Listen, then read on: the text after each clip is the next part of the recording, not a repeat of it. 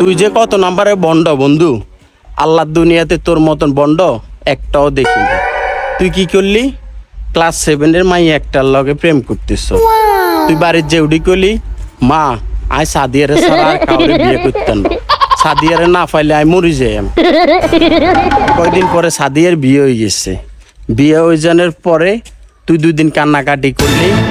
কয়েকদিন পর আবার ক্লাস 9-এর একটা মাইয়ার লগে প্রেম করা শুরু করলি। তুই আবার একই কাহিনী শুরু করলি। তুই যে কইলি মা আয় বিয়ে করলে নাদিয়ারে বিয়ে করিয়াম, আর না হইলে জীবনে কারোর বিয়ে করতেন না, আয় চিরকুমার হয়ে থাকতাম। শুনলি ভাই, সপ্তাহখানিক পর নাদিয়ার হয়ে গেছে বিয়া। তুই আবারও 2 দিন কান্নাকাটি করি 10 দিনের মাথায় ক্লাস 10-এর একটা মাইয়ার লগে প্রেম করা শুরু করে দিছ। তুই ভাই যে কস মা জেরিনা আমার প্রথম ভালোবাসা, জেরিনা আমার শেষ ভালোবাসা, জেরিনটা না পাইলে আমি বাঁচতাম না, আমি আর কোনো কিছু করতাম না, কারোর লগে প্রেম করতাম না, আর রমিজারে আমি সব বাদ দিয়ে দিয়াম, জীবন আর কোনোদিন কোনো কিছু করতাম না। মা তুমি আমার জেরিন জানি দো। হারামজাদা তোর কপালে জুতার বাড়ি।